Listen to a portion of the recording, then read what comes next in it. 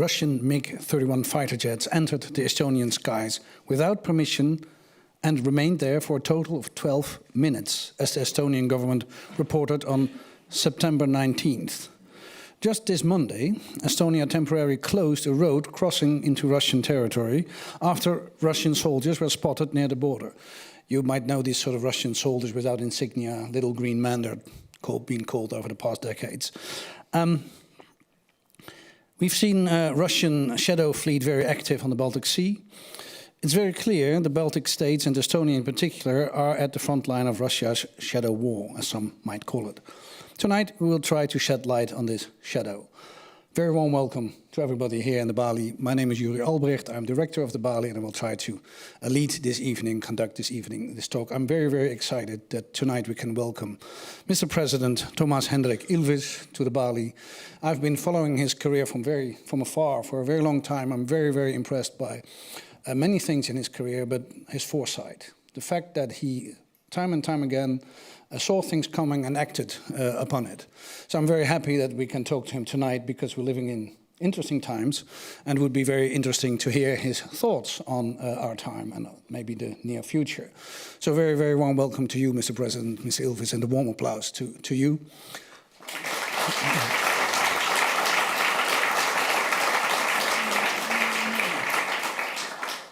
I will introduce you a little bit later, a little bit more, because first I will ask to the floor our editor, one of our editors, Veronica Baas, to tell us a little bit about the pictures we saw.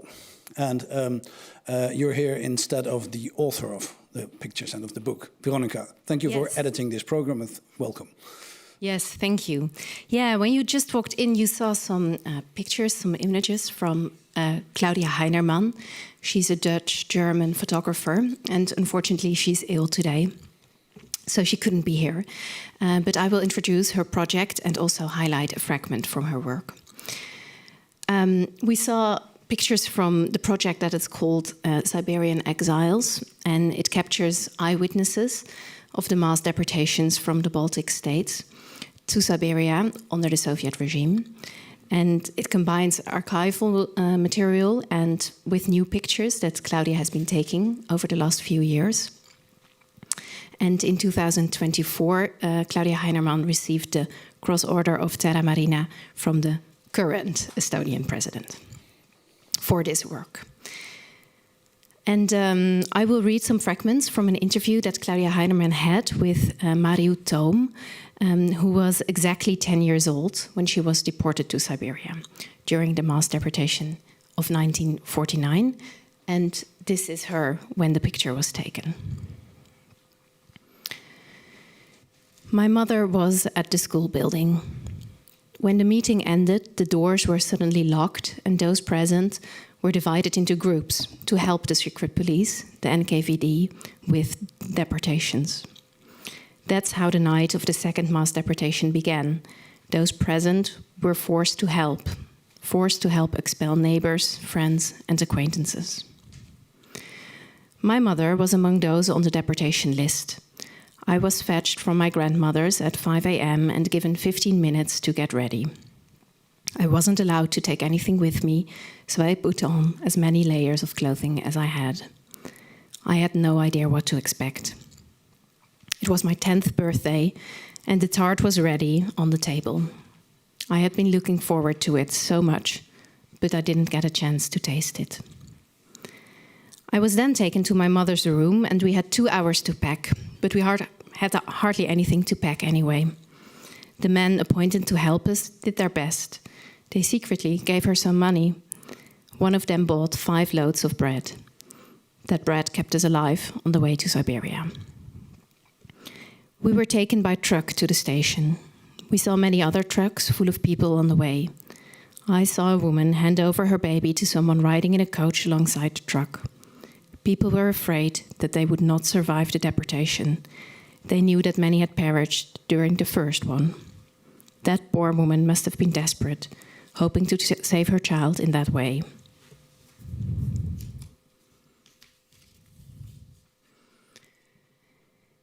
This is one of the few existing pictures. The station was packed, chaotic. There was a woman standing half naked in a big puddle with her dress pulled up. She had diarrhea and had nowhere to go. It streamed out of her body like water. I felt such an intense pity for the woman that I momentarily forgot my own fears and worries. We were shoved into cattle trucks with wooden planks for beds. It was so crowded that we could only move when everyone turned at the same time. There was a small slit near the door. Some of the boys helped the smaller ones slip outside to look for food. Skinny as I was one of the few that could get through. By then, we knew that we were being deported to Siberia. We were even told that we were never going to go home. After 3 days at the station, we set off, and it would be 2 weeks before we arrived in Siberia. There was an elegant lady in our train sitting in an armchair, dressed entirely in black silk and wearing a black hat. She was paralyzed. At one point, she stopped moving. She stopped talking. She died. She was dumped in the snow along the way. One time, a boy aged around 15 ran away at a stop from another carriage. I could see it. He escaped into a birch grove and the soldier chased him. We heard shots, and when they returned, they said, "Well, that's solved then." At Krasnoyarsk, the train was divided. I could sometimes look outside through the top windows by climbing onto a plank that stuck out, and I would call out the names of the stations. Someone familiar with Russian told us that we were going south after the train was divided, and that we were lucky not going to the icy north. In total, 20,000 Estonians were deported, 500 of whom to southern Siberia, including my mother and myself. And Claudia continues to chronicle the life of Mariu and her mother, her life in exile. Here she's pictured in 1953, and a year later, after Stalin's death, her mother, and the restrictions were a little bit easier. Her mother was able to send her home to Estonia, but they were separated for a very long time. This story and many others are written down and captured in those books.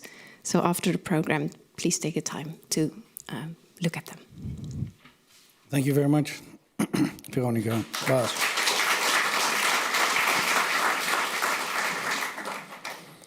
Toomas Hendrik Ilves was born in 1953 to an Estonian family living in Stockholm, Sweden. He grew up in the United States and went to university there before returning to Europe to work at Radio Free Europe out of Munich originally. Mr. Ilves served after the independence of the newly independent state Estonia came into being, served as ambassador to the United States and Canada. He was Minister of Foreign Affairs twice, where he worked on the to advance Estonia's membership into NATO and the European Union. And as soon as Estonia joined the Union in 2004, he became a member of the European Parliament. In 2006, he was elected as President of Estonia. Throughout his career, Mr. Ilves has promoted and been involved in Estonia's incredible accelerated IT development, working towards making Estonia a world leader in cybersecurity. Mr. Ilves, if I may ask you to join us on the stage, I would be very happy.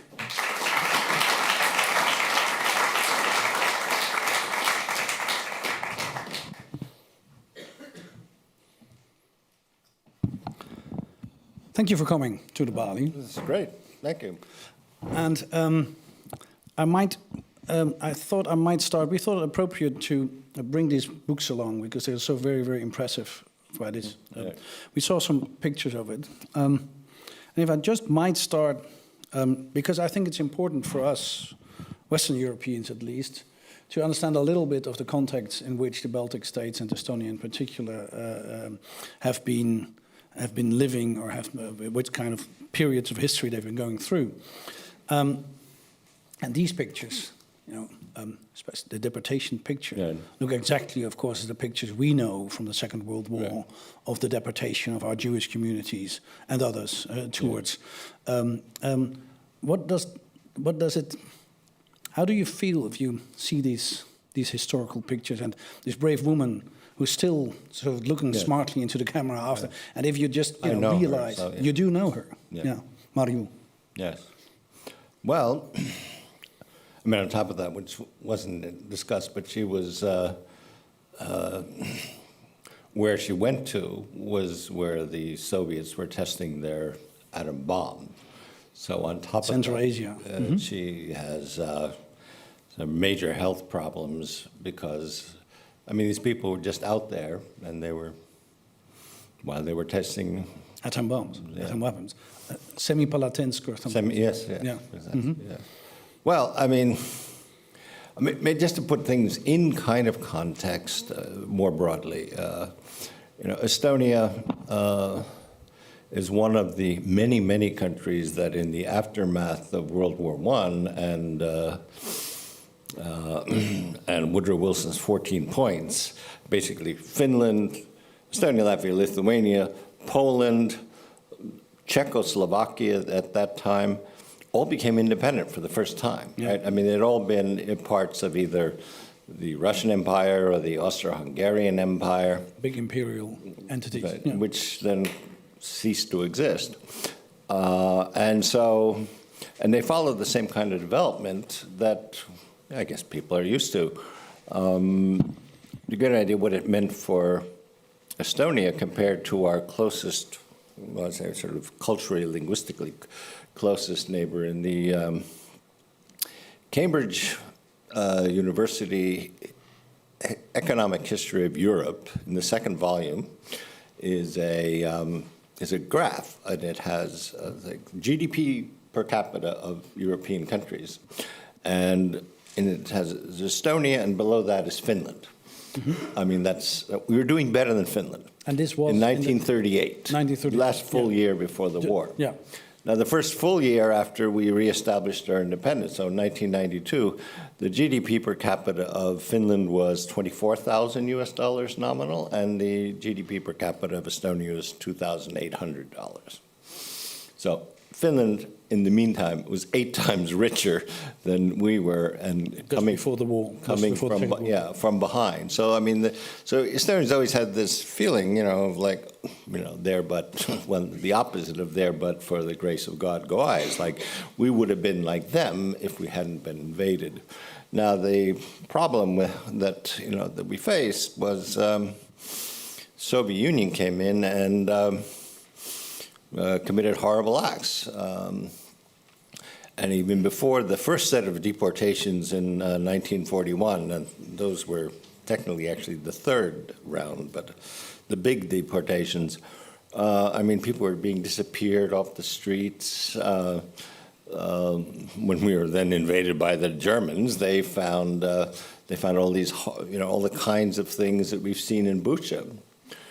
Which are near to Kiev recently. Right. Yeah. I mean, in fact, when after Bucha, the horrors that took place there in 2022, a friend of mine, a tech innovator, called me up and he said, I've been really one of those people who's really been very pro, sort of like, let's get along with Russia.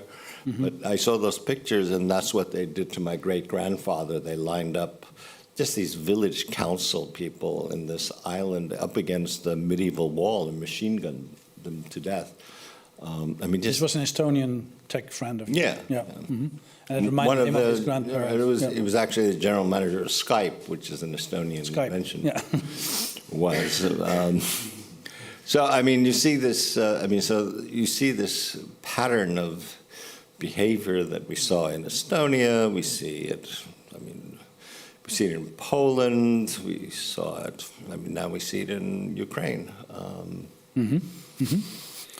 And your parents fled from Estonia in the wake of the Second World War.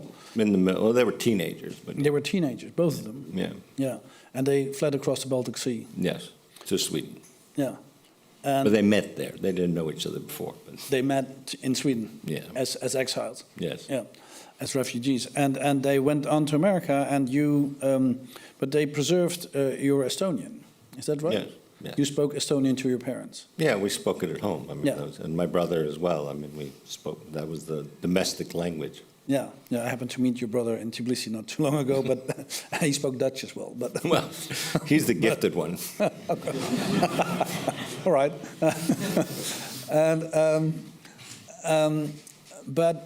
And so you eventually went back actually to Estonia when. Well, yeah, when it became independent. I went to Radio Free Europe in 1984.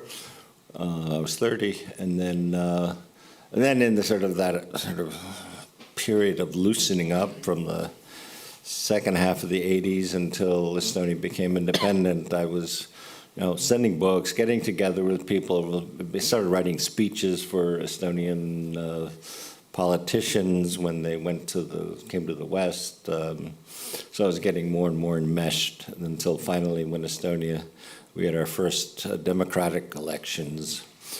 And the new president called me up and said, "What the hell are you doing out there? Come on, we need you." Out there in Germany. Yeah. We need you here. Yeah. Uh-huh. And many Estonian people who were born in Estonia, all their children went back, didn't they? Quite a few. Well, how did that I shape don't know, Estonia? Is that sort of has been influential, or is that? Well, I mean, there's a range of responses. I mean, some people have this besserwisser or besser attitude that you've seen among people. You have to be sort of humble when you go there. Yeah. And so I'd say that some of them were crucial. I mean, we had a Harvard PhD in economics, do much of our economic reform, so that was clearly a positive influence. A number of people in the foreign ministry came, or young people came and went to work for the foreign ministry, as did I. But it meant that the quality of Estonian diplomacy at an early age was fairly good, since people spoke foreign languages and at a sort of almost native level. So. And for you, how was it to be going back to a country which you considered yours, but weren't able to live personally? Well, I mean, you speak the language, but you haven't had this experience that the people around you have had. I mean, where everyone my age who was male had basically been through the Soviet army, which was quite a horrible experience for people my age, and of course, and then, I mean, you meet the relatives who you hadn't seen ever and they were the ones who were deported to Siberia. I mean, that's, those pictures that's what's, many people in my extended family had that exact experience. So, I mean, you really feel like, you better be humble. Yeah, I understand. Yeah, there's this passage in One Day in the Life of Ivan Denisovich by Solzhenitsyn about the camps, and he sort of, as a sort of afterthought, says that the Baltics, especially Estonians, were the ones who were, because of their mentality, able to survive the longest, and people died, which I always remembered. There might have been something in those. That was interesting that Varlam Shalama, who wrote this other collection, he's the only other great writer. That's the other great writer on the Gulag. Kolema Tales is the collection in English. And he said, well, the Balts were the first to die because they were bigger than the rest of us Russians, and so we all got the same amount of food, and it wasn't enough for them, so they died first. So I don't know. I don't know. No. Interesting observations, very cruel ones, by the way. Yeah. But then you became president. That was later. Yeah. That was later, and that was the early parts of this century. I was just wondering, when while you were president, Russia invaded. Yes, please. Russia invaded Georgia, And you, for you, that must have been, I just wonder how that must have been for you, because Georgia is on the edges of empire as well. That was 2008, if I'm not mistaken. Yes, August 8th. 8th. Well, it was you remember vividly. It was 8. It was 08, 08, 08. So it's easy to remember. Well, I had been going to Georgia and helping Georgia for quite a while. There was a group of people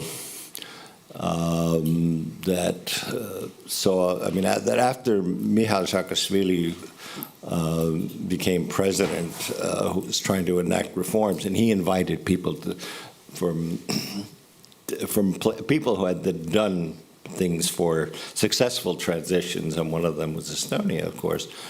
And so I'd been going there a number of times. And then when they invaded, president of Poland, the late Lech Kaczynski, who died in that tragic air crash in Minsk. Crash, yes.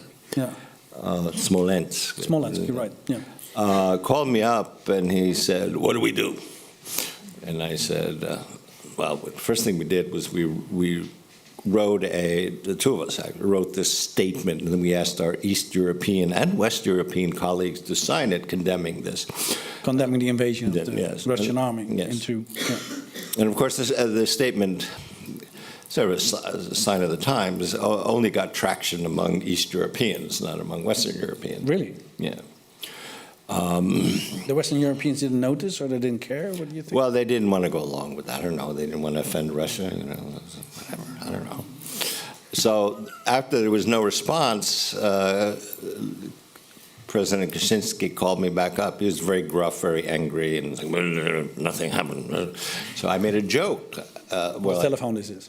What? On the telephone. Yeah. He said, "What do we do?" I said, "Well, we could always go there." And then there was a silence. That's what you said. Yes. and there was a silence. And then he said, "I pick you up tomorrow." And that's what happened. I mean, he sent his jet, presidential jet, to Tallinn, and the Latvian prime minister, not the president because he wasn't there, drove up to Tallinn, and then we flew to Warsaw. And meanwhile, the Lithuanian president, Valdis Adamkus, had been flown to Warsaw, and then we all got on a plane and flew to Tbilisi? No, we didn't fly to Tbilisi. We wanted to, but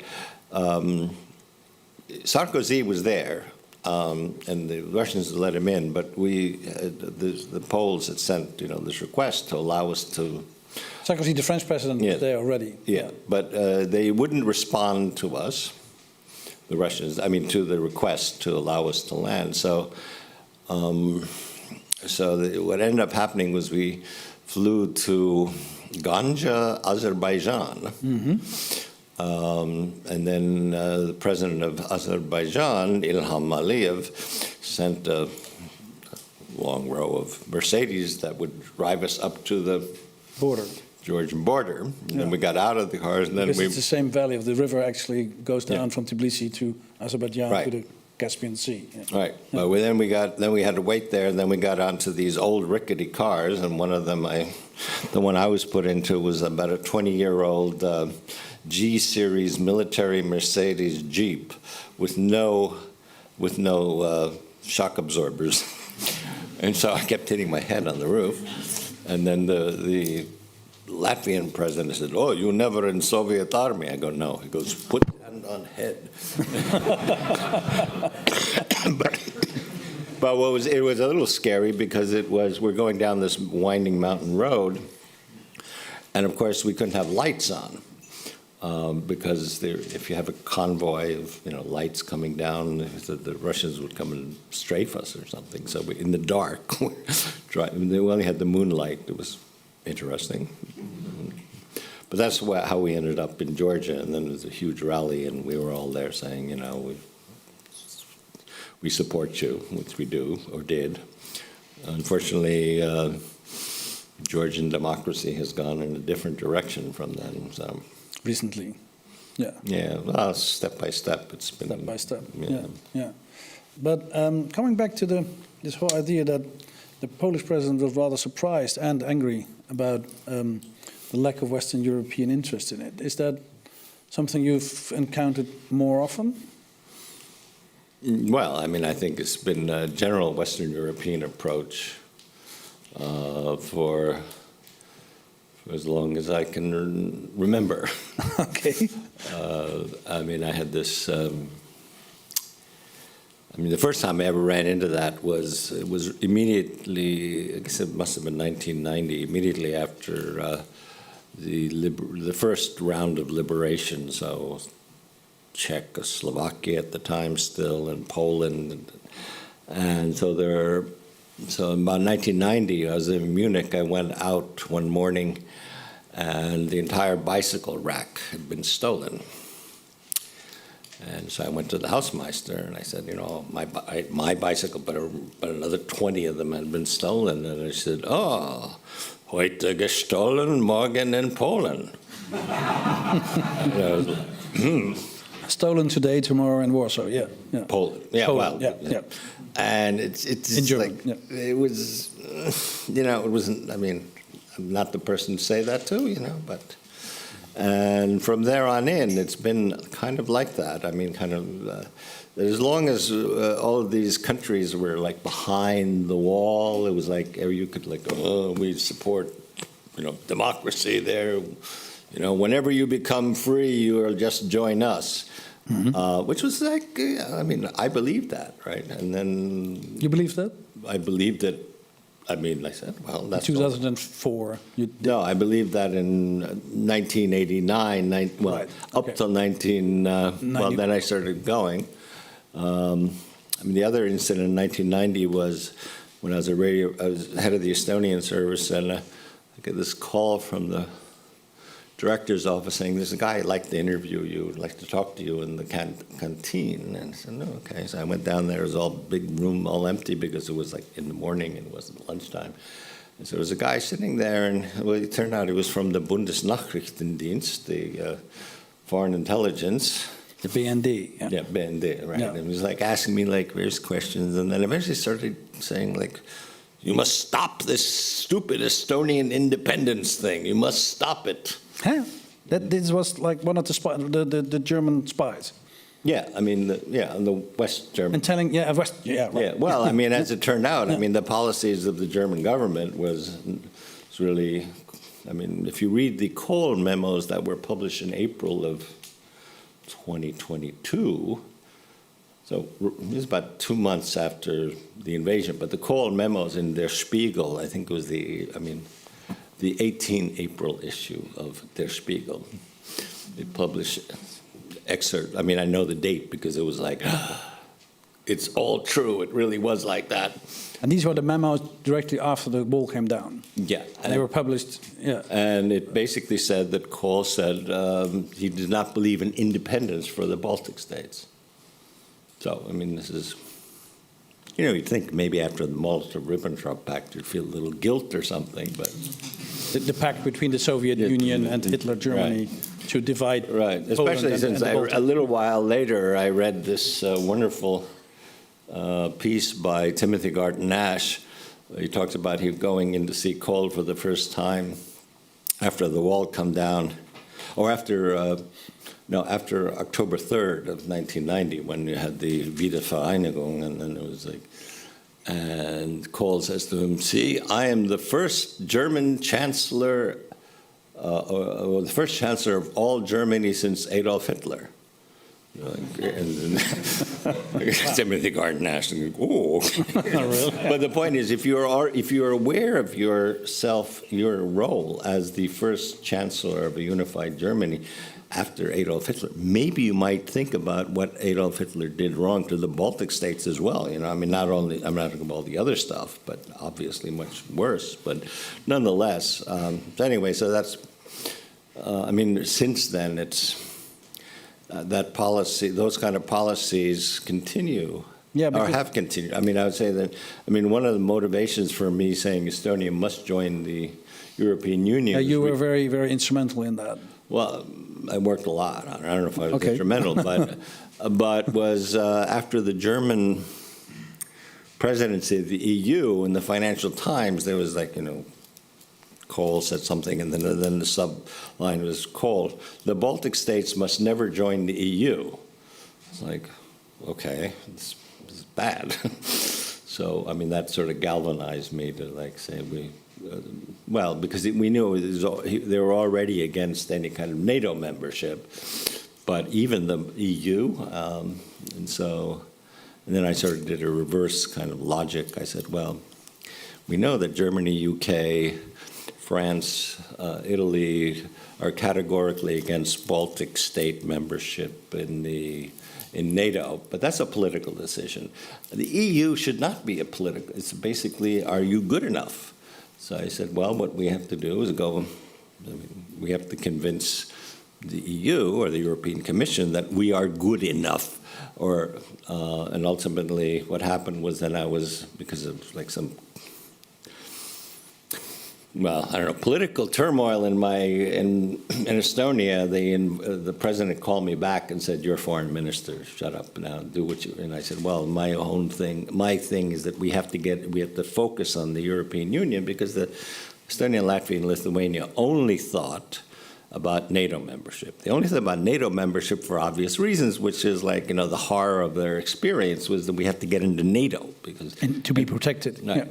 And the EU, well, we can do that later on. And I said, no, we are not going to, we will never get into NATO until we are in the EU, because any of those countries can veto us for NATO, but none of those countries could ever veto a fellow EU member's decision to join NATO, right? I mean, you can't, there's no way that you can block any fellow European Union member, block them from entering. So that was the entire logic of what I spent like 7 years doing.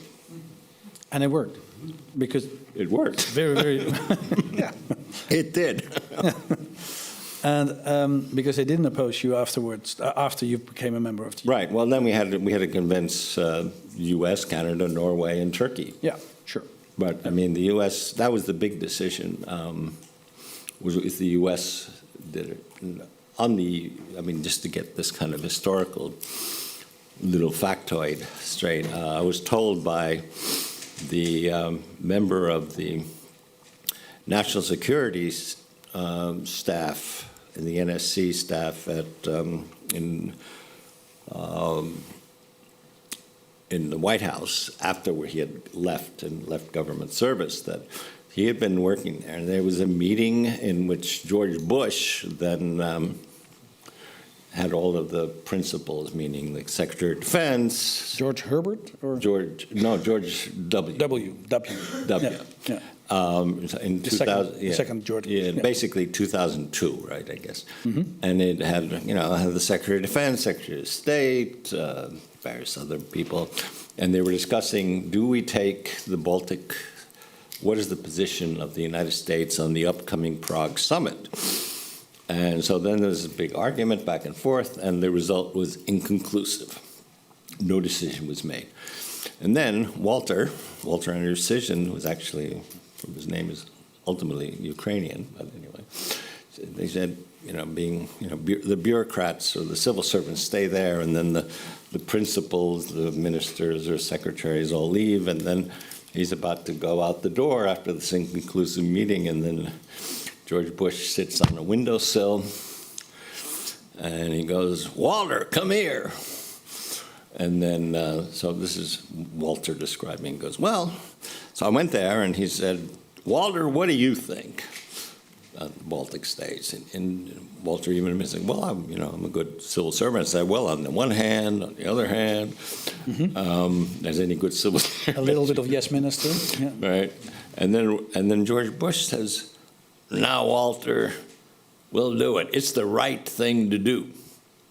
And he said, "Well," and then Walter said, "Well, that was the moment it became policy. When the president said it's the right thing to do, then they all have to follow, right?"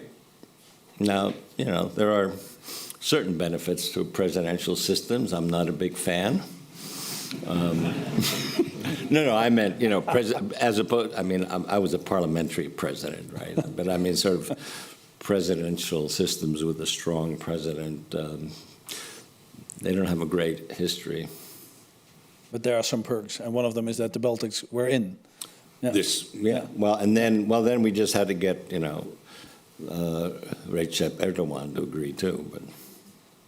And taking a little bit our conversation much more towards today, but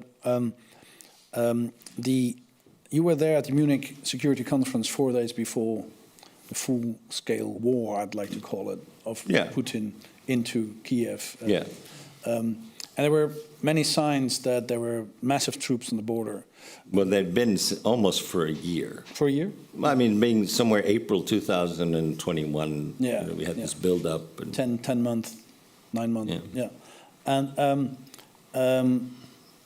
but then again, must have been very frustrating for you to be there, and because you were pointing to the fact that most probably they would invade. What was the sort of the general?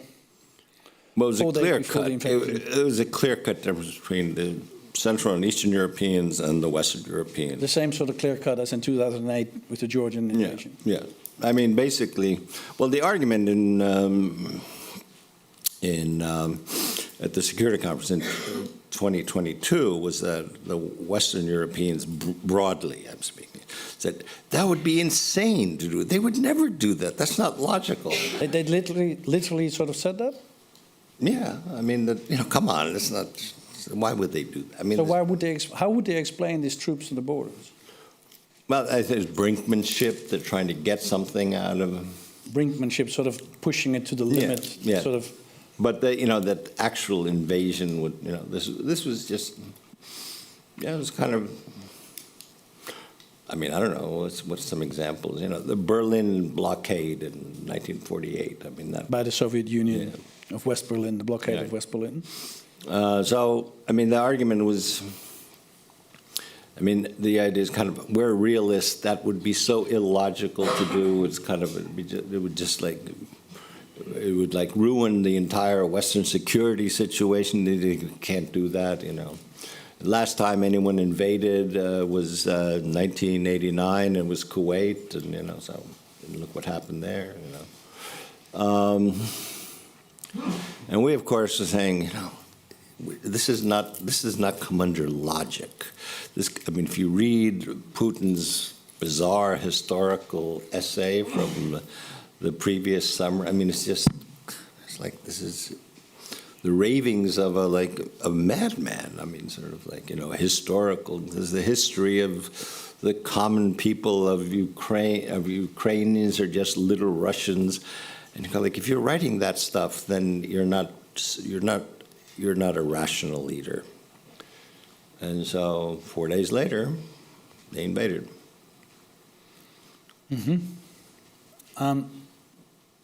You think that changed by now? This sort of dichotomy in European thinking? Not quite. Not quite. Not enough? Or not at all? Well, a little bit. I mean, two people have said anything. One was the Finnish Prime Minister Sanna Marin, who said somewhere, we should have listened to the Estonians. But I said, great. And Friedrich Merz. Many thanks. And Friedrich Merz said the same thing about 3 months ago. But the fairly new German chancellor. Yeah, I mean, he said the same thing? He said, well, we should have listened to what the East Europeans were saying. So. But that's a big change out of Germany. That's a huge change, especially for Germany. I mean, exactly. I mean, in terms of not listening, if you're, the picture of, Angela Merkel and Mark Rutte and Dmitry Medvedev smiling 1 year after the annexation of Crimea to sign Nord Stream 2, I think... Nord Stream, that's a big pipeline through the Baltic Sea towards Germany. Yes. I mean, we're talking about... what was the annexation of Crimea? It was a violation of the fundamental article of the UN Charter, which was the basis for the invasion of Kuwait or Iran, right, to liberate, the violation of the Helsinki Founding Act. Basically, you can't change borders. 1977, I think. 1975, right? 1975, We're on the and then the Budapest Memorandum, which was signed both by, in the West, by the UK and the United States, guaranteeing in perpetuity the territorial integrity of Ukraine, also signed by Russia, of course. But the point is, these are major international agreements, and if you just say they don't matter, well, then what does matter? I mean, who's next? What's next? Who's next? Right. Yeah. Mm-hmm. And when did I remember? When did Mark Rutte and Merkel sign that pipeline? Summer of 2015. 2015. That's a little bit over a year after the annexation of Crimea. Yes. Yeah. That was our prime minister at the moment. Yeah. Great.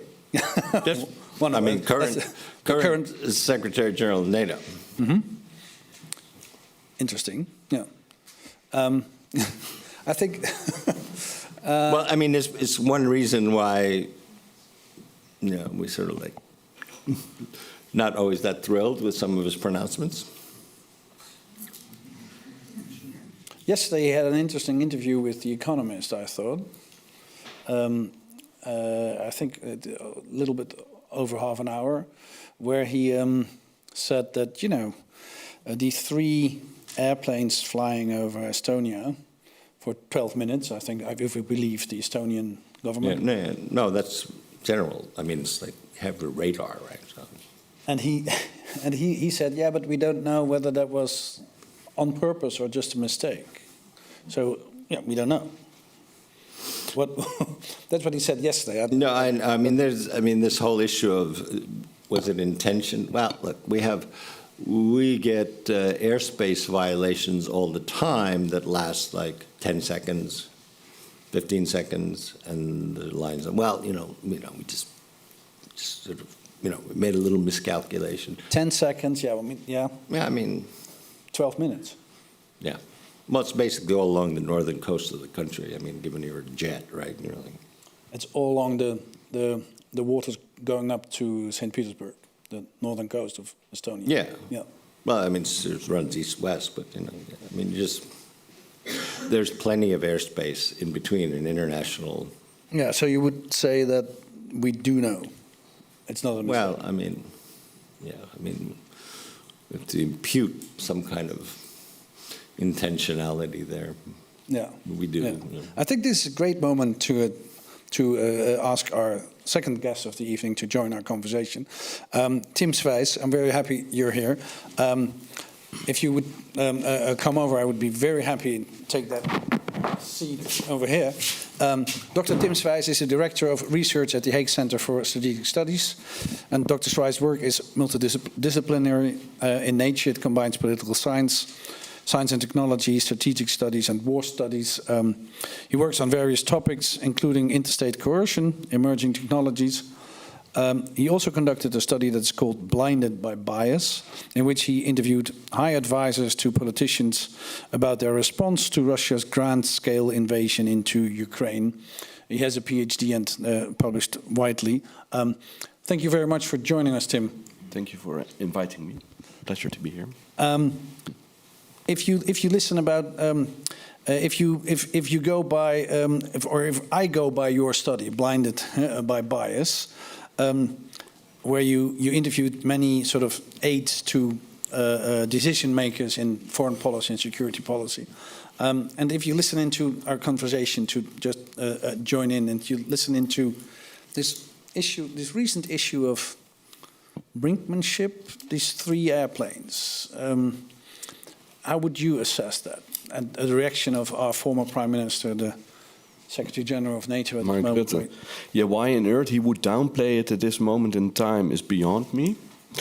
And that this is part and parcel of a Russian modus operandi to essentially test both our operational procedures, but more importantly, put pressure on our political will and societal support for Ukraine specifically, by seeing whether they can using salami tactics, intrude into our airspaces. Seems fairly evident from where I sit. I mean, let's not even look at that in isolation. There's this term that's been used, which I really hate, but okay, it's either hybrid or gray zone warfare. I think the way to understand it Shadow war, we've called it. yeah, I would say the way to talk about it is sub-Article 5.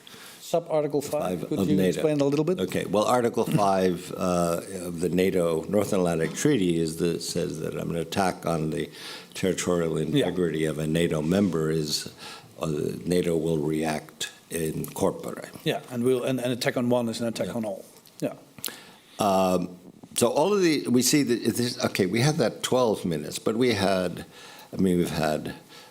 cable cuttings, we've had bombs put in DHL packages. in packages. We've had the largest mall or shopping center in Europe, which is in Poland, burnt down. We have had continued to have GPS jamming in the, which basically, at least in my country, ended an airline. A line. Sort of a flight that was a regular flight, because you're not going to fly without knowing where you are.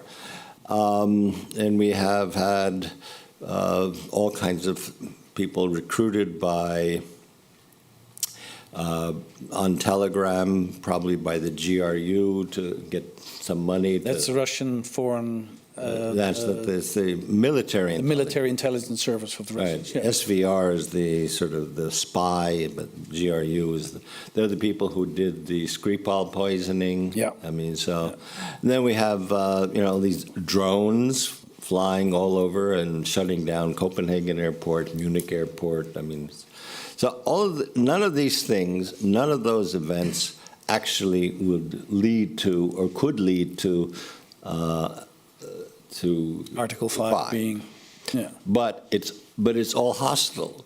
So when you say it's gray zone warfare, hybrid warfare, it's as if it's not warfare. It is warfare. It's just conducted in a way that you don't trigger Article 5. Right, but you're the escalation. So it's sub-Article 5 war situation. That's what. Literally, and so we've been tracking these Russian hybrid attacks, and two things stand out. Over the past few years, you see a dramatic increase.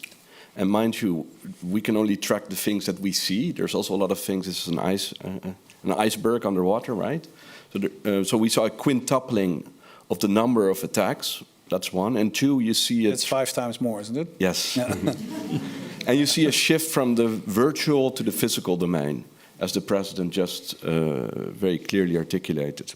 But what I find interesting is that when we looked at the build-up of the crises, and mind you, from a Ukrainian perspective, they have been and had been at war since 2014, because not only Crimea had been annexed, but also there was a war in the Donbass, which was clearly, I wouldn't even say supported, which was partly fought by the Russians. Well, after about 2 months, they brought in their own. They brought in.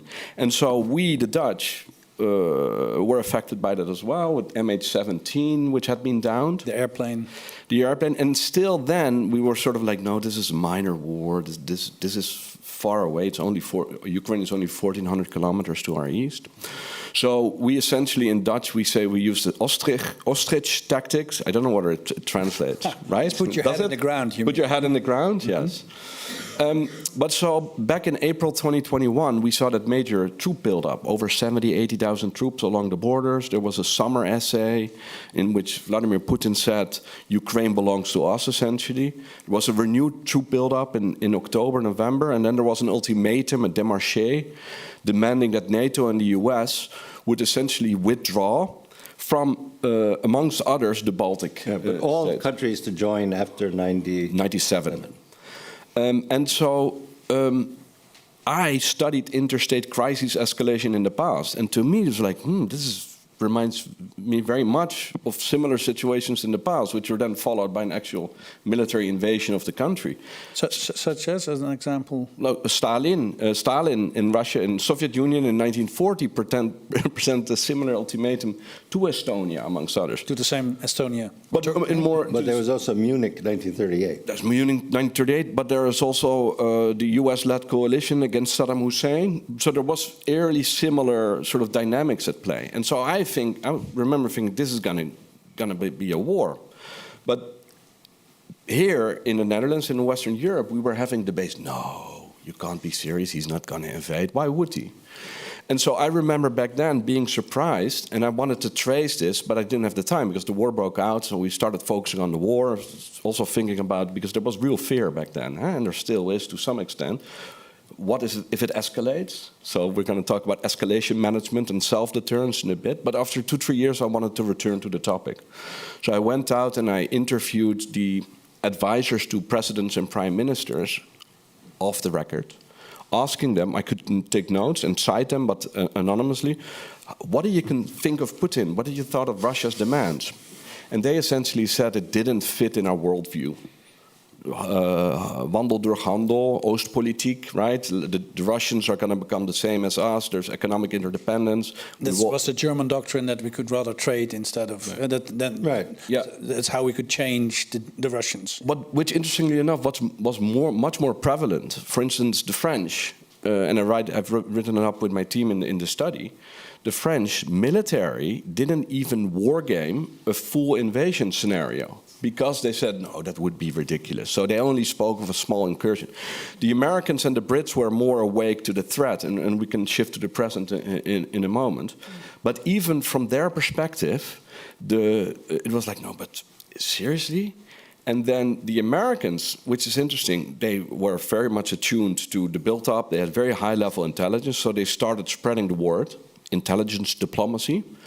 But we, or the rest of Western Europe, couldn't believe them, also because we were still haunted by the 2003 manipulation of the WMD intelligence, if you can remember. So we didn't really get along. But what didn't help the case for Ukraine, that is, either, is that President Biden, from the get-go, essentially took off firm military support off the table. He said, we're going to do everything to help Ukraine. With Ukraine, we're going to strengthen NATO, but we're going to prevent war with Russia. And in one of his side remarks, twice, by the way, he said, if it's only a minor incursion, right, that would be something different. Which, to me, coming from a small power, which fortunately we're fortuitously geographically located here, right? You're really bordering Russia. We're 2,000 kilometers to the west. But I thought that was quite shocking. And so if we now go on, fast forward to today, a couple of weeks ago I took the train to Ukraine, because you can't fly. You right. just told about this in the context of Georgia. And when I was taking the train, like you go back into the 20th century, it feels like you see the extended stretches of European territory. If you look at us on a map, you think we're small, but we're talking about thousands and thousands of kilometers. And you travel back and you go closer to the front, and you think, ooh, there's aerial attacks, there's missiles, there's drones. And then around that time, you see these decoy drones coming into Poland. And NATO has to scramble F-35s and shoot down rockets that cost 1.2 million to a decoy drone that costs 8,000, because we didn't have anti-mobile drone teams after 3-4 years of war. So if you speak of bias and blindness, it's like, what were we thinking? And that has to do... That's where we are today. That's still where we are today. So have we woken up to the threat? Well, we've tripled our defense spending. That's a thing. There's a Europe Readiness 2030 initiative. Let's start beefing up our defense industries and preparing. Well, it was called Rearm Europe. But we had to soften it. Yeah. Well, so that's a good example of where we are. I mean, the two cases, one is that we couldn't say Rearm Europe. And the other one, which I just read about today, is that there was the drone wall, is this idea, which is, very much to create a wall. But we can't use the word wall, according to the EU, because it causes bad memories among Germans. A bad word? No, bad memory. Bad memory. Bad memories. Yeah. Well, there's a lot of bad memories concerning Germany, but anyhow. But well, okay. I mean, did you? When did the Dutch stop saying "Give me back my bicycle"? Well, yeah. Well, I can tell you. So, if you took opinion polls in 1998, the Germans were still very unpopular. So, the Second World War legacy was still haunting us and them. Whereas about 7 to 8 years later, and this is following 9/11, that attitude and perception had shifted. And nowadays, it's very interesting. I mean, I can't speak for perhaps everyone in this room, but we more or less trust the Germans, more so even than the French. And we regret that, okay, be careful what you wish for, but we regret that the legacy of the Second World War is still haunting them to the extent that they can't take a more forceful position in strengthening Europe's defenses. Mm-hmm. And we still need to rely on the Americans. The Americans are not very reliable anymore. And so then we're looking at who are we going to team up with and who is going to protect us. And well, I'm interested to hear about what's that like in your side of Europe, Mr. President.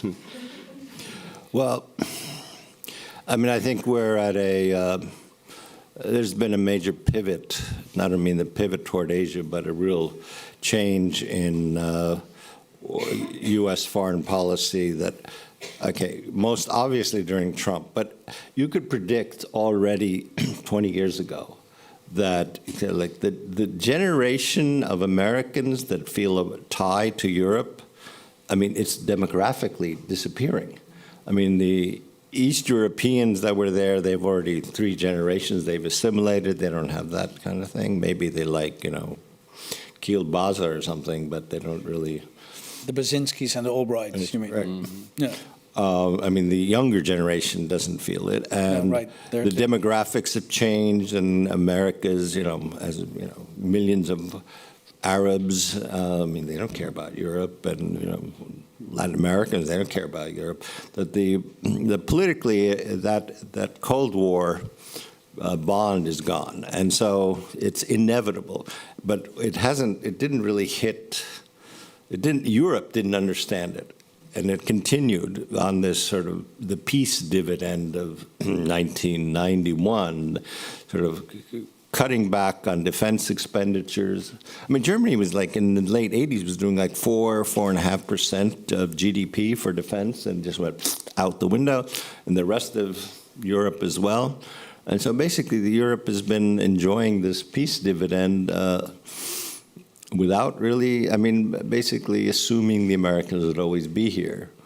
We didn't think they would always be here. I mean, that we started, we were one of the first countries to meet the 2% already in 2011 because, well, we don't know. And now, I mean, now it's, you know, the goal is 5%. And we're at 4.5 next year.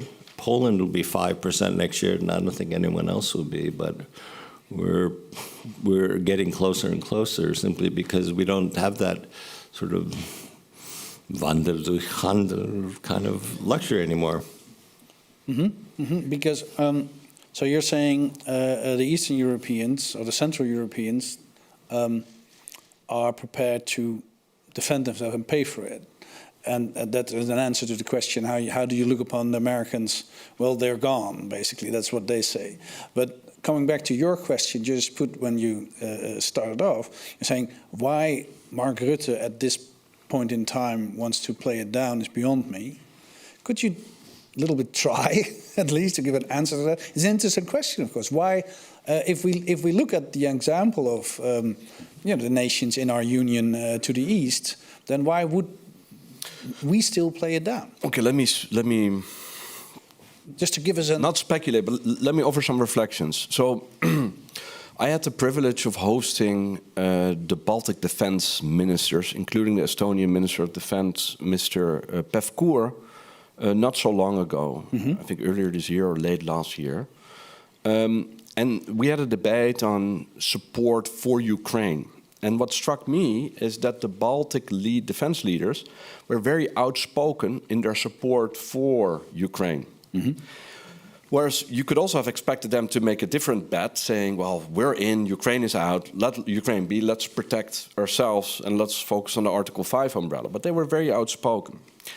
And so one of the colleagues of the Estonian defense minister, I think she was the defense minister of Lithuania, told her about her old uncle, who was indeed transported to the Gulag. So it was very sort of personal still. And like she said the president's family as well. Huh? The same sort of experience. Yeah. And she told the audience that every tank destroyed in Ukraine is a tank less at our borders. Right. Yes. Mm-hmm. And I thought it was sort of very interesting and telling. And I also saw the sort of strategic calculation that they made. Now, what does that has to do with Mark Rutte? I think it has to do with the following. Mm-hmm. The support for Ukraine has been rather strong, also in the Netherlands, over the past few years. And we've been offering over 17 billion euros in support, both financial support and military support. And we're one of the steadfast supporters. But what you also see is not necessarily war fatigue, although I'm afraid that will set in. But you will, and it's disappearing from the news, but you see a general sense that Russia is a 80-foot lion or a bear. It is a bear, of course, that can't be defeated. Mm-hmm. And my sense when I came back from Ukraine just now is that Ukraine can win. It can not only survive as a sovereign entity, it can actually. It's getting much better. It can. And we can talk about how and what needs to be done, if you like.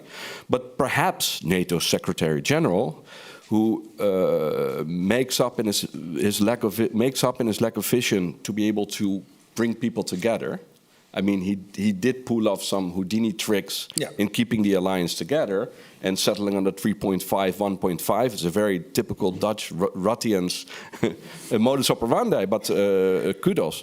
But maybe what he's trying to do, sorry, to answer your question, is to say, let's not overestimate Russia. Russia can be taken on and Russia can be defeated. So maybe once he has secured defense investment pledges, this is sort of part two of his strategy. But I would just bring a different perspective to this, which is that if Ukraine loses, well, I'll back up. 2015, yes, 1.5 million refugees from Syria, other places, came to Europe, and it was a crisis, this unbelievable crisis, and meeting after meeting, and this, who gets how much, and what do we do with this?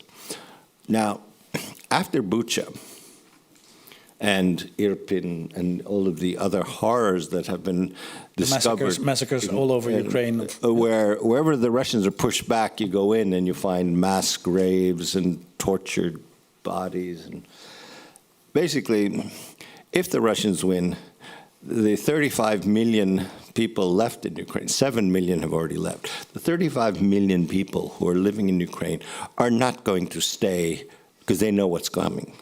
They're going to come where? There's only one place you're going to go. It's Europe. So if we could not handle 1.5 million people coming in 2015, what do we do if Russia wins and all of Ukraine flees? I mean, they're going to be like my parents, They can say, we know what the Russians are going to do. They deported and they killed these people, and we know what, we're going to leave. And would have been many more people who would have left, actually, from Estonia, Latvia, and Lithuania back then. It's just the war, just the front moved so quickly. Just there was a limited, 3 weeks in which people could get out. Now, if the Russians win, all those people who know what is coming will leave, because no one's going to risk that. They don't want to risk the rapes, the mass rapes, the torture, the death.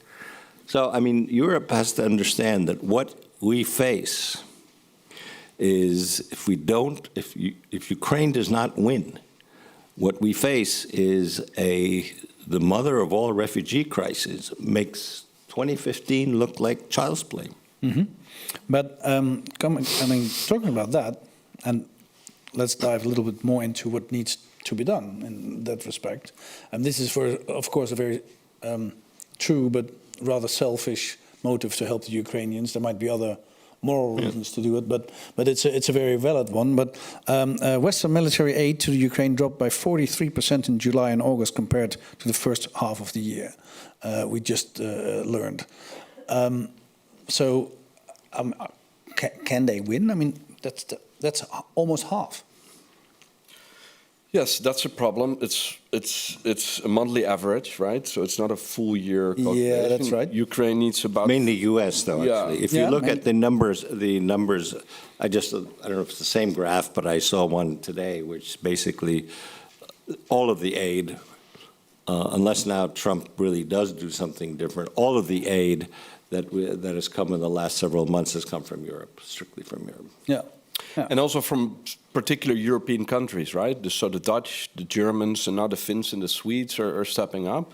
So, leaders need to put their money where their mouth was in order to have Ukraine sustain the warfighting effort.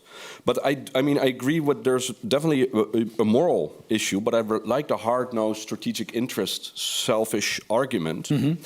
And if I add to that, so I went to Ukraine to see what we could do to support Ukraine. And now I came back thinking, hey, what can Ukraine do to help us support ourselves? Don't ask what you can do for the army. what the Ukrainians can do for you. But meanwhile, I mean, look, the war is far from over. And so they have very acute needs, right, in order to sustain the war effort, systems, munitions, air defense, what have you. And they have sort of medium-run priorities because they can actually push the Russians out, right? If we give them the means to do so. And so the whole Tomahawk debate now is very interesting. Deep precision strike far into Russian territory, but the Ukrainians have been developing their own Flamingo deep precision strike capabilities. So we don't even have to have this whole debate as to whether we should just give them more of the missiles with which they can hit Russian assets in the theater itself. So Russian is forced to give up the war-fighting effort, whereas the Ukrainian would continue to hit Russian energy infrastructure, for instance. But what I wanted to say is we can learn a lot from Ukraine. Especially when it comes to drone warfare, where they're definitely if it comes to drone warfare, but also if you think of in 2014, the people that rose against the sitting regime and president were NGO activists. And then they came together as groups to defend themselves against the Russians. And then they were doing this for many, many years. And then there was the full-scale invasion. And then they grew themselves into brigades. And with their own charity foundations and their own support systems for the families and their own factories in which they churn out gear in their own lessons learned centers. So the whole debate that we have in Europe and the Netherlands as well about increasing our societal readiness, not just military readiness, but societal readiness. That's something that there's a lot to be learned from Ukraine in that cause. And yes, Mr. President, the drones. They have anti-mobile drone teams roaming the country, but also the area around Kiev. And it's essentially 3 men and women in one car with a tablet and a machine gun. So that is fairly effective. They shoot down 94% of the drones. And this sounds I imagine, it sounds very militaristic what I'm saying here, but it is the reality on the ground. And they succeed in doing that, whereas we have to scramble F-35s and use 1.2 million costing rockets, which is unsustainable, of course. Tonight there's a dinner of the European Ministers of Defense discussing the drone defense of NATO territory. That's the same drone wall they can't say wall about. Yeah. That's rearm readiness. Yeah, that's the drone zone. The drone zone. Let's not call it wall. But tonight the Ministers of Defense are discussing that right as we speak. Would you go as far as to say that you're, because we had drones all over airports in Europe and Copenhagen and Berlin, would not be able to defend itself without Ukrainian? Without the know-how that they have and given how technologically advanced they are, then we really do need Ukraine for that. Yeah, that's ironic, isn't it? And in fact, what we should be doing is actually investing heavily in Ukrainian defense technology, which is way ahead of us. I mean, it's already the procurement system in the West is so slow and cumbersome. I mean, it would basically take 12 years to get anything going. I mean, whereas they don't have that choice. I mean, they work 24/7, and they're innovating and innovating, as are the Russians. I mean, there's a piece in Foreign Affairs that came out 3 days ago. Basically, the Russians are really learning how to fight. Well, I mean, they're learning because the Ukrainians have learned so much, and now but we don't know what's going on there. But I think, which maybe one last thing, which I would raise, which I think is really vital, is that to defend Europe, it's not just buying stuff, and it's not investing in Ukraine. I think we have to get over this 30-year peace dividend mentality and realize that in a world in which you have the amazing technological capabilities and AI capabilities of China, and the same for the United States, we're nowhere there. There's not a single European company in the top 25 tech companies in the world. Not a single. It used to be Spotify, but they fell out, right? It's not exactly a defense tech company there. So, and in AI, I mean, I think we lost that. If we do not get ourselves together as the Union, and this is not even NATO, this is the European Union, I mean, the best we can be is a museum.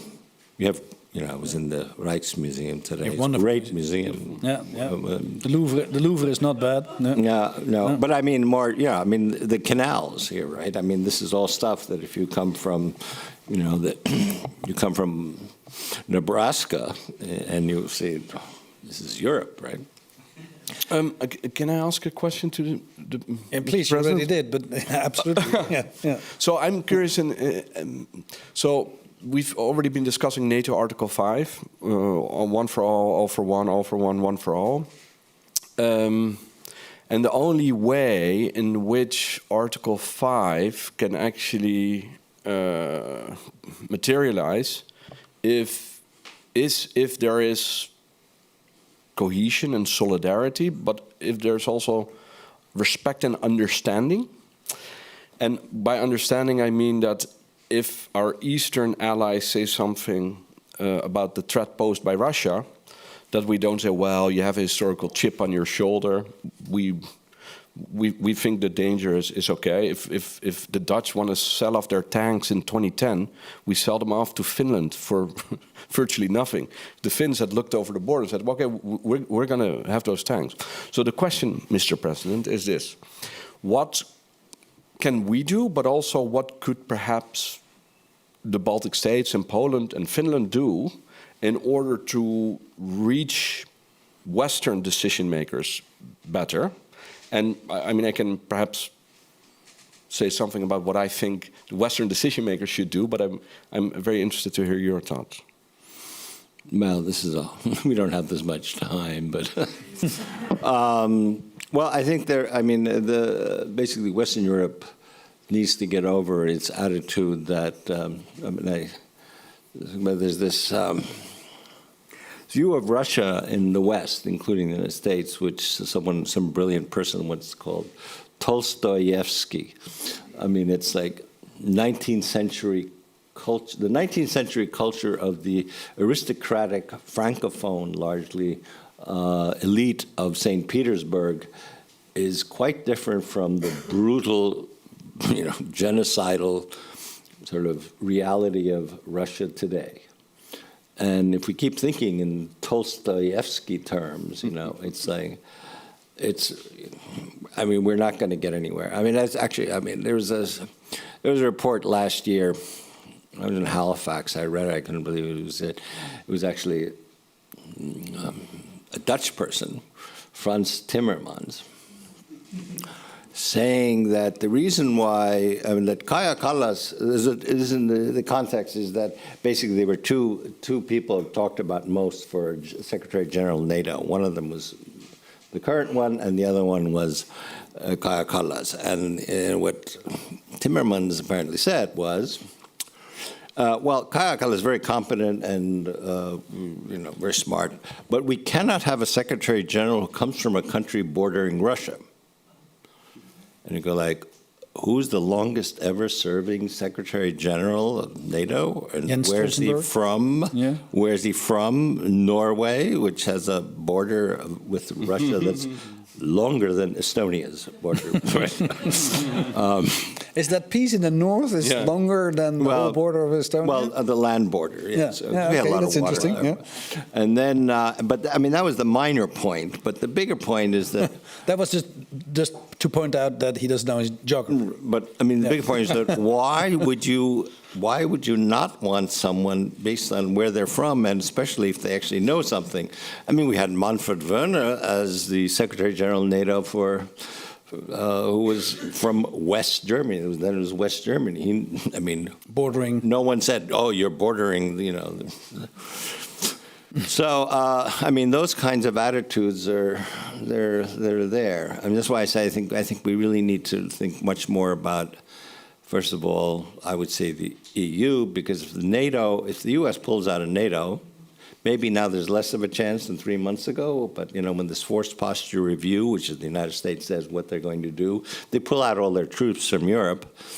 Well, I mean, then We're in for a situation. Yeah.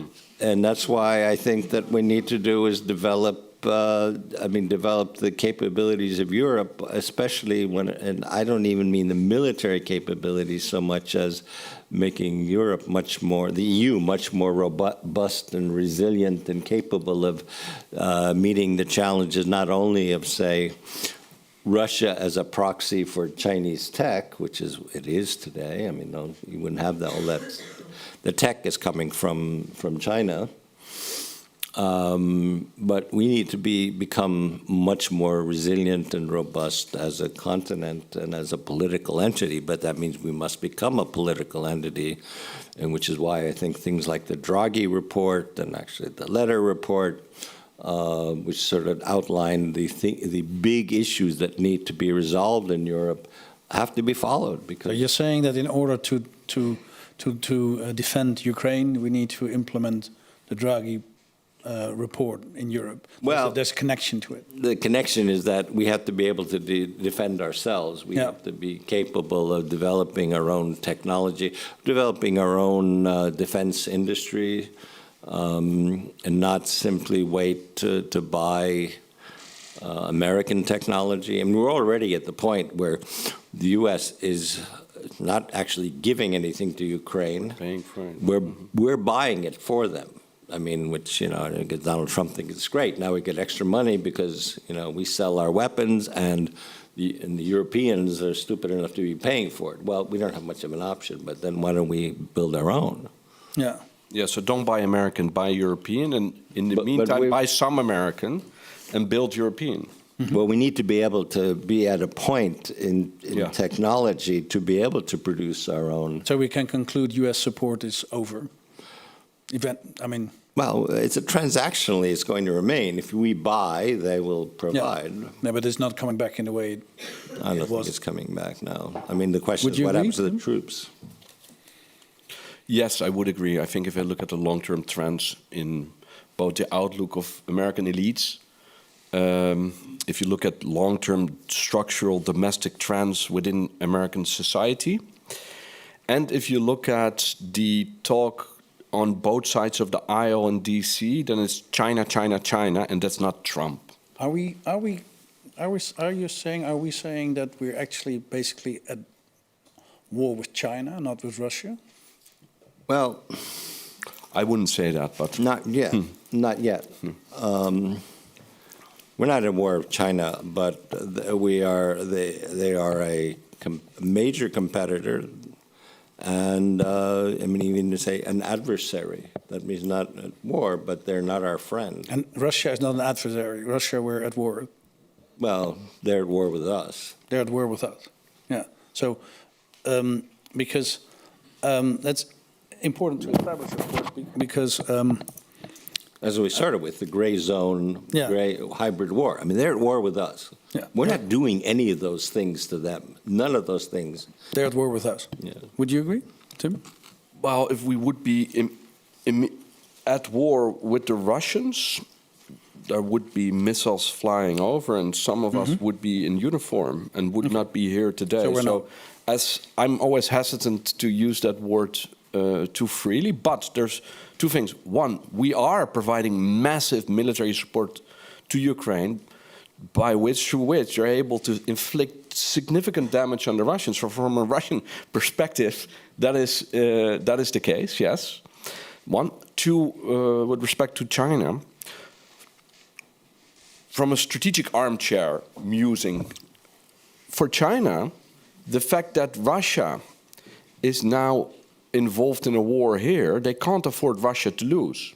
They use an ally, but they also, the Russians, you could also turn out the logic around, the Russians are keeping the Europeans busy here. So if there is a war in the Indo-Pacific theater over Taiwan or someone else between the Chinese and the Americans going to leave here. But the Europeans who have, neglected their militaries for over 3 decades, they can't really help the Americans. So there is a logic there from a Chinese perspective that they are supporting Russia because they don't want Russia to lose the war. Mm-hmm. I think the foreign minister of China even said as much a couple of weeks ago. Off mic, it was overheard, yes. Yeah. Yeah, but he said so. Yeah, it was because NATO's Assistant Secretary General was here at the Balie not too long ago, Jean-Charles Elleman-Kingombe, and he said we're in the non-kinetic part of a war situation. And kinetic means that there's things flying. Well, sure. From our side there, I mean, we have bombs. Yeah. And we have. Well, he posed a very great dilemma, I thought, recognizing cyber war as proper war, and which is going on, cyber war already, you could say, might be escalating it, but not recognizing it as war might be deathly to Europe. Well, I'll bring in an Estonian example from 2007, when the first documented case of a state-on-state cyber attack, which was in my country, and I was just only been president for a few months, and we went to NATO. And we were told that you don't know what you're talking about. Now, already then, Estonia was the most digitally advanced country in Europe. And we were told by representatives of countries or representatives who couldn't tell the difference between a toaster oven and a laptop that we didn't know what we were talking about. And as we have found out subsequently, okay, so people didn't say anything publicly, but I mean, the Americans, I mean, the NSA and GCHQ, like their SIG into people, understood that we were right. They knew, and they said this was, and they were really interested in this because this had been a hypothetical kind of attack. People said, well, this is something they could do, and they saw it happen. And they said, wow, it is happening. But we were told by many countries in Europe that we didn't know what we were talking about by, as I said, people who didn't know what they were talking about. I mean, the only product that came out of the positive thing was that a year afterwards, NATO decided to build its first center of excellence for cybersecurity in Estonia. Because, okay, well, just keep them quiet, sort of like, at least they get that, right? And so one of the first data scientists of the data lab that we've established in my institute was Estonian and actually went back to Estonia because it was more interested in pursuing the opportunities in Estonia. This is about 7-8 years ago there. And then I thought, something is going on. That is very, very, very interesting there. So one remark, for me, there is a real clear-cut difference between being in a state of war, which both has international and domestically real legal repercussions as to what the Ministry of Defense can do, what the government can do, its interference in society, and also what it can do vis-à-vis Russia, versus the situation that we're currently in, which is not one of direct war, but of sub-threshold contestation, which threatens to escalate into a real war. And that is a real risk, and a real risk I'm very much concerned about. And that requires I would say, more decisive actions on the part of our governments, because before you know it, you have a situation in which these slow sub-threshold activities that still aren't war, but translate into a real war situation, either through a fait accompli, as we saw with the annexation of Crimea, and then Russia says, now we're here, and what are you going to do about it? Or, you remember Mr. President telling us about the DHL packages, but it's true. Let's say that one of these packages would have exploded in a plane, and let's say that in that plane there wouldn't be 196 Dutch citizens aboard, but 196 Brits, French, or Americans. I mean, then you have a real World War III situation on your hand, so it's time to sort of start acting up before it's too late. Well, one of the things that we hear constantly is that, well, we cannot say shoot down these planes. I actually agree with that position, because I think it's, if you're being provoked, and we clearly are being provoked, then the last thing we should do is to meet them in the same domain of warfare. And my proposal is that we meet them where you hurt them in ways that are not necessarily, you don't have to shoot down a MiG. You can end tourist visas, which Finland, Estonia, Latvia, Lithuania, and Poland have done. I mean, to a lot of screaming.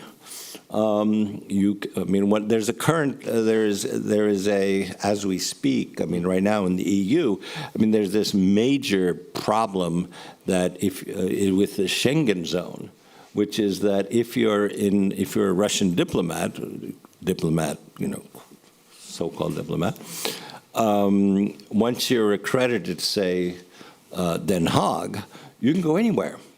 And we actually saw this with one spy, one of the worst spy incidents in NATO, which was an Estonian spy, I mean, sort of guy selling secrets, and his Russian handler was a diplomat posted in Portugal. Now, you can move all around the Schengen zone without anyone ever looking at anything. And so there's the current sort of proposal before the EU to limit Russian diplomats only to the country to which they're accredited. Interesting. But that's being blocked by Austria because they want Raiffeisenbank bailed out. This is the same Raiffeisenbank that to this day is offering cheap loans to, I mean, they advertise this in Russia, cheap loans to Russian soldiers fighting in Ukraine. So we're going, like, really want to bail them out? But anyway, so I mean, this is, and we're being held hostage by this, and it's, I mean, by this. No, I mean the fact that an action would be considerably harmful to Russia, and that they're. So you're saying not escalating in the way if you're provoked, but hurt them in a different way. Yes, by tourist visa, by not buying oil, by confiscating maybe those 3 billion. Yes. Euros, 300 billion euros. Yeah. In the Belgian banks. Right. These are the things that, I mean, that's what hurts them. That's what they don't want. We don't want, you know, sort of jamming of GPS, and we don't want DHL packages. Well, they don't want there's something else that they don't want, and we can do that. And that would be, I mean, an asymmetric attack from us. Mm-hmm. Well, I couldn't agree more. I think asymmetric is the way to go. I would just note, because that Erdogan in 2015, or was it 2016, shot down a Russian MiG flying for 17 seconds in Turkish airspace after having warned it for 10 minutes, saying, change course, because you're going to fly into our airspace, it shut it down. But I don't think we should do that right now, because it would also, that would be sort of a bolt out of the blue.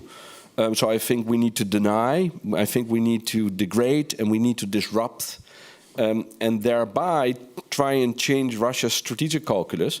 And also, this sounds very strange, but both war and sub-threshold competition is a game. And there's not a nice game, but there's rules to a game.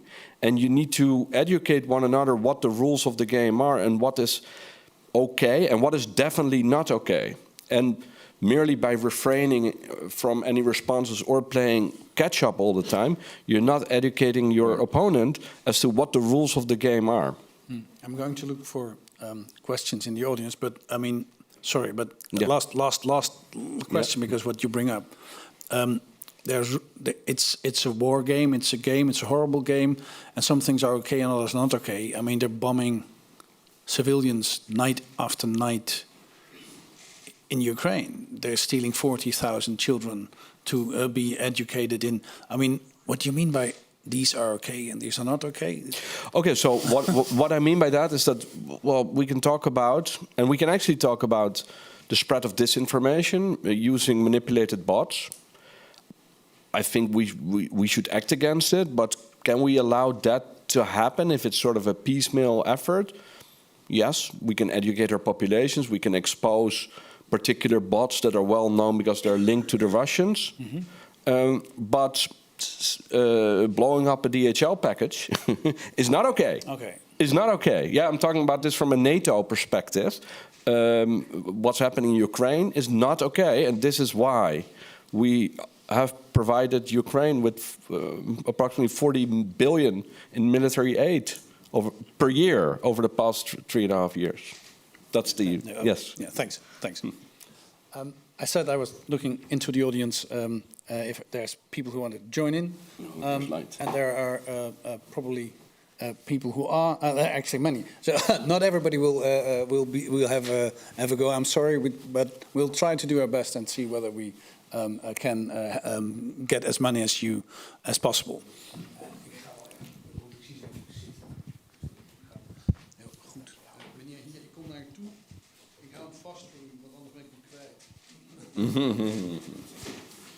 No worries, thank you. Thank you very much, gentlemen, for this very interesting conversation. Now, my question is, I think mainly to Mr. Ilves, but maybe to the two of you. You spoke about the Eastern European countries. Now, there are a few that are not on your list of the ones who were opposed the Russian invasion and such. As a matter of fact, we have a few where support for Russia is actually quite large, quite big. How do you explain that, and what can be done about that? You mean Hungary, for instance? Yes, but there are more. Yeah.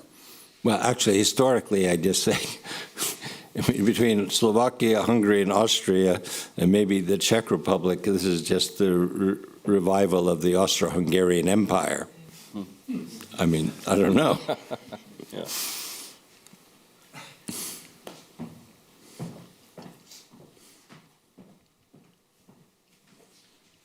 Again, thanks for the very interesting conversation. A question to Mr. President and to Mr. Schrijs, maybe a bit provocative question. Would a mass deployment of tactical nuclear weapons in the eastern flank, and including also providing nuclear weapons technology to Ukraine, will this give an ultimate assurance that Russia will not think to attack NATO territory? I'm happy to take it. Well, nuclear wars must never be fought because they can never be won. There's a famous saying that leaders, that even Vladimir Putin subscribed to shortly before the invasion. You could also interpret that as a way of saying, okay, so we're going to keep this non-nuclear, this war, or you're not going to. But seriously, if you're going to start using nuclear weapons at countries with very little strategic depth, such as the Baltic states, where are the Estonians going to live? So that's one. And two, over the past 30 years, Russia has kept up its nuclear strategic discourse. They have a whole community debating ways in which they can deploy combination conventional and nuclear weapons, and how that can lead to battlefield success, but also strategic success.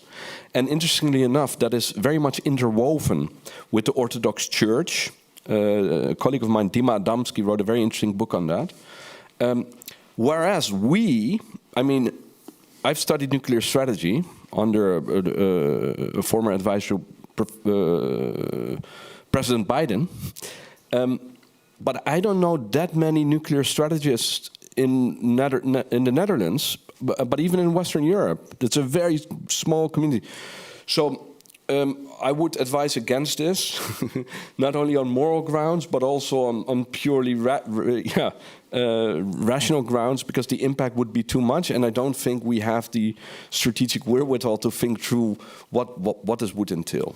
Sorry. No, I would say that the other problem with this is the mindset of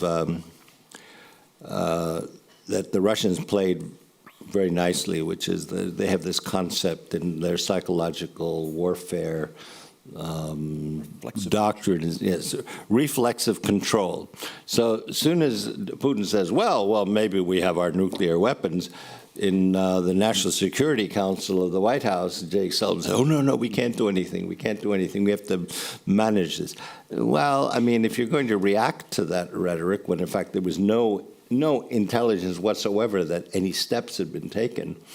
Now, on the specific Baltic states issue, well, the winds basically are all going from are going west, northwest. So if you do something, I mean, this is terrible to say, but if you were to do something to Estonia, I mean, basically all of the stuff would end up in St. Petersburg. So I'm not sure that's really what they want, at least when it comes to us.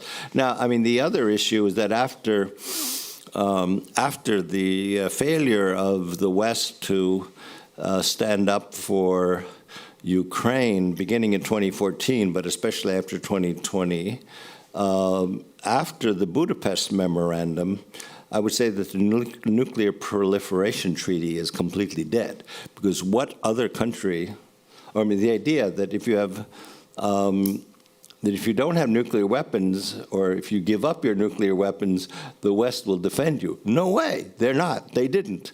And so, I mean, so when you hear things such as like Poland saying, well, maybe we should get nuclear weapons, I mean, it would have been a no possibility scenario until 2014, after which you go, well, why not? I mean, if this is what's going on in this world, why would anyone give up their weapons, and what would stop anyone from developing nuclear weapons? You mean because the Ukrainians gave up their nuclear weapons? The Soviet nuclear arsenal. Yeah, and weren't defended after they... Well, they gave, I mean, there was a tit for tat. They gave up their nuclear weapons and their bombers and their missiles. Right, and I mean, these were Soviet nuclear, but they would have had the knowledge and the capacity to produce them themselves given time. And you now see these nuclear debates popping up in various parts around the world, countries saying we want to go nuclear as well, because yes, so I agree, it's very concerning. Yeah, and the Budapest Memorandum added to that, I mean, said that they would be secure because they gave up and that's probably the reason why the Ukrainians will not trust the Russians if they sign the treaty. Yeah, I mean, after that. Well. Yeah. So in international legal terms, so they got assurances, which is then different from guarantees. But they got assurances from the French, the Brits, the Americans, you just said, and the Russians, who didn't follow up. So now they want ironclad guarantees. So all these 10-year security cooperation agreements that we signed, I mean, they mirror similar language. You can actually read them. It's quite interesting. But you look for the word guarantee, and it's not in there. There's no guarantee in there. But nonetheless, I mean, given that Obama forbade even any kind of military assistance to Ukraine after 2014, I mean, not even rifles. Yeah. Why would anyone trust an agreement like that? Please, over here. First of all, thank you very much, gentlemen, for a very interesting conversation. And personally, thank you, Mr. President. I was 10 years old in 2008 in Georgia when you came in Tbilisi, and I was in a rally, and you gave us a hope, and I was really thankful about that. My question is, we know Russians spend a lot of money in propaganda, and in Georgia is a good example where we are losing the democracy. I don't want to also mention other countries inside the European Union where we see this trend. Are you in generally scared that this will happen more and more? And what type of mechanisms do we have, if so, in European Union, how to prevent this? Thank you. Well, we do have various mechanisms for sort of debunking Russian disinformation, but they haven't been too successful so far. We did see sort of major efforts. Now I don't know how much the EU was involved in assisting, at least financially it was, in covering the Moldovan elections just a few weeks ago, where I know there was a lot of support given to Moldova to be able to publicize the attempts of the Russians to manipulate the elections, but we see that the ongoing things, and there's a lot of Western complicity in this. I mean, for example, to this day, because it's embarrassing, basically. The complicity is there not because everyone's being pro-Russian, but rather because it's so embarrassing. Both in the case of the 2016 referendum, Brexit referendum, the British Parliament won't release the report that they found on Russian manipulation.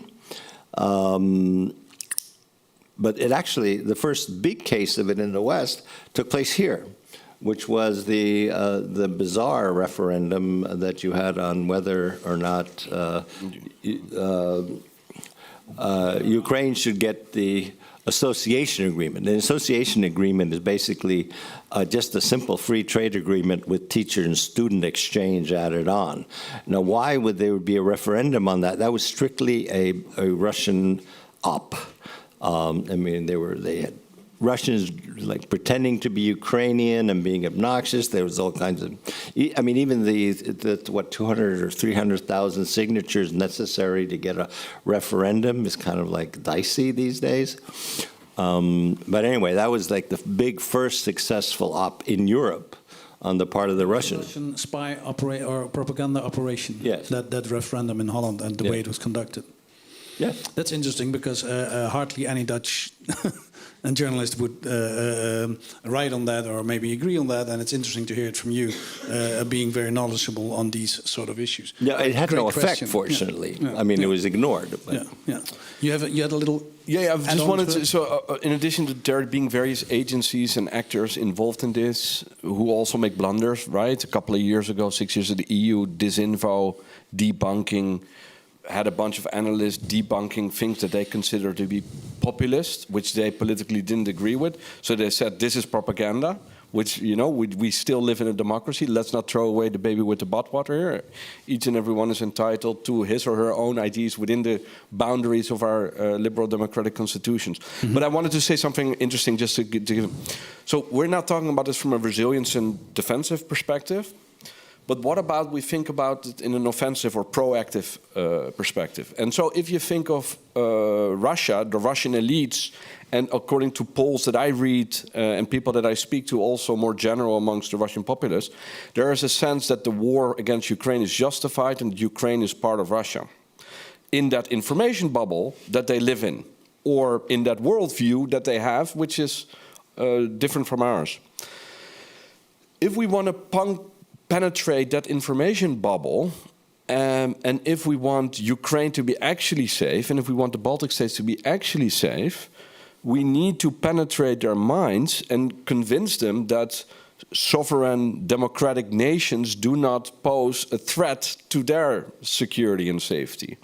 And so I think it behooves us to start thinking about how we can reignite Cold War efforts such as the Radio Free Liberty Europe, which still exists, but such as the BBC World Service, but also such as the Wereldomroep, the World Services Netherlands, which practically only exists online, but it doesn't broadcast anymore. So let's think of ingenious and creative ways in which we can, this sounds very propagandistic, but get through people's minds from a person-to-person perspective. Maybe that sounds better. Thank you. Okay. I think we're going for the last question over here. Yes. Thank you very much, gentlemen. It was very interesting. I have a short question to President Ilves. Only the other day, I learned that former German Chancellor Merkel blamed the Baltic states and Poland for the Russian invasion into Ukraine after the Minsk agreements. Can you comment on that, please? Yeah, what she's referring to actually was in the summer of 2021, when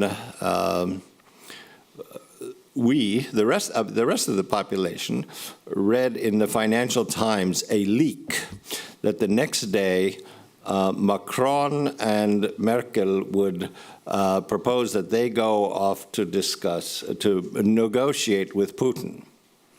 And this was another one of those cases where, I mean, two countries agree that we're going to do this and to hell with everyone else, without any kind of discussion.